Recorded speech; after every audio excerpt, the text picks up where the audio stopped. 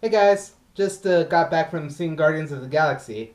So I'm going to talk about it for a bit. So first I'm going to start with the spoiler-free stuff. So Guardians of the Galaxy is the second to last movie in Phase 2. Of course, the Avengers Age of Ultron being the official end. So this is kind of the last movie to tide us over till Age of Ultron. Should it have been? Well, talk more about that later. But in all of the Marvel MCU movies, all the Marvel movies kind of have their own genres to uh, genres other than superhero movies. Iron Man, I think, was the only straight superhero movie. So this one's kind of a heist movie. You have Star Lord, Gamora, Drax, Rocket Raccoon, and Groot. Um, and it's a great movie. It's a great heist movie. It's a great character movie. This is a group movie that needed to establish all of these characters and give us reasons to care about them all in one movie. The Avengers didn't have that. The Avengers, you knew who all these characters were. You knew who Tony Stark was. You knew who Steve Rogers was. You knew who Bruce Banner was. You knew who Thor was. So you could get into the action quicker, or get all these guys together. Bam, Chitauri invasion. So this movie actually did a good job of doing that, of showing us these characters and making us care for them. So the bottom line is, for the spoiler-free stuff, should you go see it? If you're an MCU fan, that goes without saying. Of course. If you're an MCU fan, even, if you're an MCU fan, I don't know why you wouldn't at least go to see it in the theater. Um, if if you're a big fan of heist movies, well, let's see. Who wouldn't like this? I guess if you're not a big fan of heist movies. If you're not a big fan of the edgier stuff, if but you should go see it despite not knowing much about Guardians of the Galaxy. This was aside from Thor, like beside Thor, as the hardest sell, and they were just lucky that Marvel now has kind of the clout to say, hey, here's a raccoon, enjoy, a talking raccoon, enjoy, you know, because Thor was a hard sell in Phase 1. So Phase 2, now that Marvel has this clout, has this fan base, of course Guardians is going to be cost effective. I don't think I saw much product placement in this movie other than the soundtrack, which I'm going to go into. So if you don't like heist movies and you're not a big MCU fan, you know it you this is not going to be your cup of tea. If you're not a fan of edgier comedy, if you're not a fan of anti heroics, you're not going to like this movie. But if you're an MCU fan, definitely. So now I'm going to pause for about 10 seconds, and I'm going to let you click off of this. This is because I'm going into the spoilers. So pause.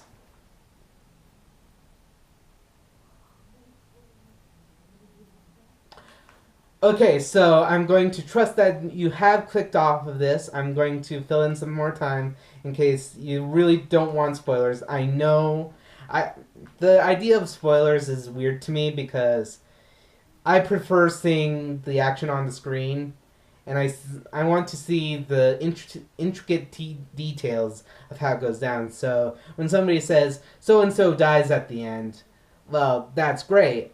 I want to see how it happens. You know, you can tell me, oh, it's a heroic sacrifice. Okay, let me see how it happens. So spoilers. This is spoilers. Um, so the story is our first and main character. This is in what like screenwriting 101 you would consider your protagonist. Now, you know, in much more complex stories, you have many protagonists, but in like when you're thinking, screenwriting 101, yeah, you're going to think that this is the protagonist, Peter Quill, who also calls himself Star-Lord. In a really funny running gag where no everybody kind of refuses to call him Star-Lord or just laughs at the fact that he has a code name. Star-Lord, Peter Quill, a young Peter Quill, his mother has died of cancer, and his and in his grief, he runs out and gets abducted by aliens. 26 years later, he's I what are they called? Ravagers. He's part of the Ravagers, who are treasure hunters that people hire to get rare treasures, and he's out to get an orb. This orb, you've seen in the previews. It's an infinity stone or an infinity gem. In fact, while I talk about this, he gets an infinity gem, and he and circumstances happen to where he sorry, I can't multitask. I can't type while I talk. He he is thrown in jail with Gamora, who is actually raised by Thanos. Yes, Thanos in this movie. Uh, what am I saying? Yeah, in she's raised by Thanos, but Thanos is hardly a father figure.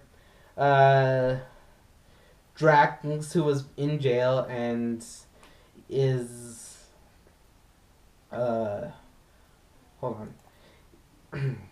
Drax is in jail, but he's angry and he's out for revenge against his wife and daughter. Rocket Raccoon, a mercenary bounty hunter, with his partner Groot. Groot, who can only say "I am Groot," and they become a band. And after agreeing to sell the orb, or and then when they try to sell the orb, it's an infinity stone. So it says here purple is the space orb. I don't think that's gonna fly, but there is a purple orb. Or yeah, whatever. In so so this one, the thing about the Infinity Stones is that they don't necessarily state what is what. So, it's all fan wink at this point. But I'm going to talk about that later. So, the bad guys, which is one Kree, they do allude to a war with the Kree, but they have a treaty. So there's one Kree who just wants to destroy Nova City. Excuse me if I don't remember the name. So, one Kree gets his hand on the orb, on the Infinity Stone, and they try to, and they form a plan to take the orb away and to prevent the destruction of the city. It was a really good story. My screenwriting, my mind is now attuned to screenwriting so much that I know the story beats. But I really enjoyed the characters. I really enjoyed Rocket. I really enjoyed Groot, Quill. I enjoyed all of the characters. They all, they all stuck out to me. They made me care about them.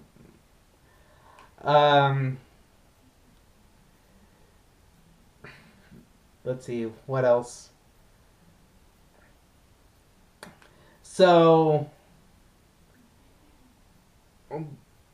uh, so that's the story. Um, the interaction with the Guardians is really great. It's it doesn't take its time to like, oh hey, I excel in this. It's just like they're they make friends out of circumstance. You know, Rocket wants to break out to turn in Quill for the bounty. Um, and they all decide, you know, let's sell the orb because it'll fetch a high price. You know, if Thanos wants it, it must be valuable. Uh, and Drax is there because Gamora, you know, has that connection to Rodon is the Kree's name, I think. Um, and Rodon killed his wife and daughter, so that's how Drax is in the picture. Um, so you know they're all friends by circumstance, and I love it because they become uh, they become Fireforged friends through all the crazy stuff they have to endure. Um, Thanos is in this movie. He plays a pretty big part. The Kree, Rodon, I'm going to try to remember his name, and it might not be. It's. I'm sure it's close to that, but correct me in the comments if I'm wrong, because I'm an idiot and I don't. I'm not one of those people who call characters exclusively by their actors' names, but I don't remember characters' names if you know I haven't read it a million times. So like Rodon, as I call him, he's just sticking out in my mind as the Kree, the you know the evil Kree, because all the like we've seen other Kree, and they're pretty content to just you know act out the treaty. So, what am I saying? Thanos is in this movie. He has actual lines, and he's particularly menacing. You have to know, you know, like, and this is how Thanos, like that. This is our connective tissue between all of the MCU movies. If it's not Shield, it's Thanos, and this really does. Um, Bring us closer to to Avengers of Infinity, if that's gonna be the movie's title.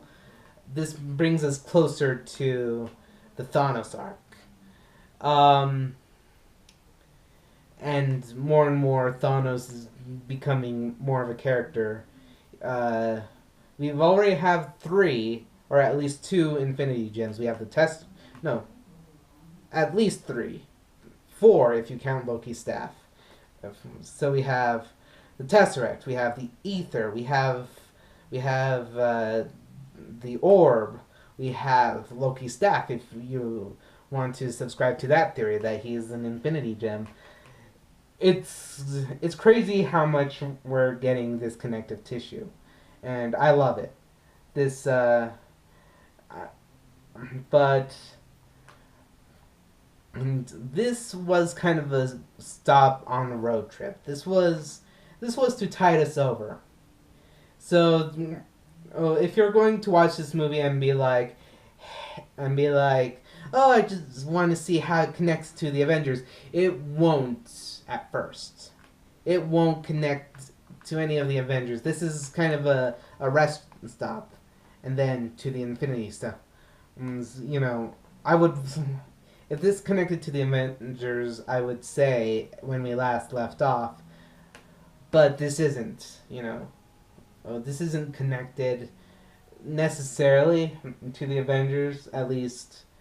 It's connected through the MCU, but it's not. This is not going to be. This is not going to affect the Avengers in any way, at least Age of Ultron. So. I think that's all the spoilers I'm going to give for now, because Marvel movies, and by extension Agents of S.H.I.E.L.D., the MCU is one of the few places that I is one of the few media that I care about spoilers for. I don't care about any other spoilers. You know, or even Disney. I don't care if Hans is evil. You know, but if you spoil a Marvel movie for me, I'll just get I don't even get violent. I'm just like, why'd you do that? Why? So, yeah, that's the movie. Um, so my bottom line from the spoiler-free section: if you stayed around for my spoiler session, you've already watched the movie. And you know what?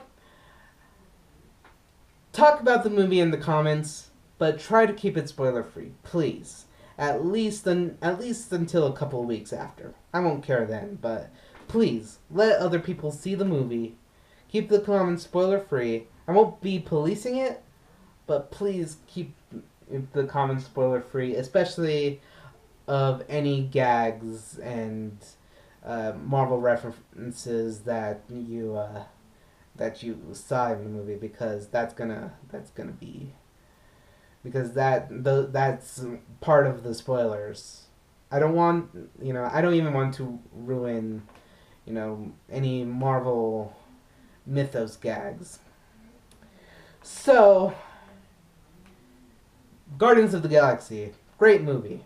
I don't think I'm in a position right now to rank it within my ranking of Marvel movies, but it's definitely up there. It's definitely something I'll watch again and again, and I probably will. So I will. So I've been Rico Fernandez. You've been you, and I will talk to you guys later.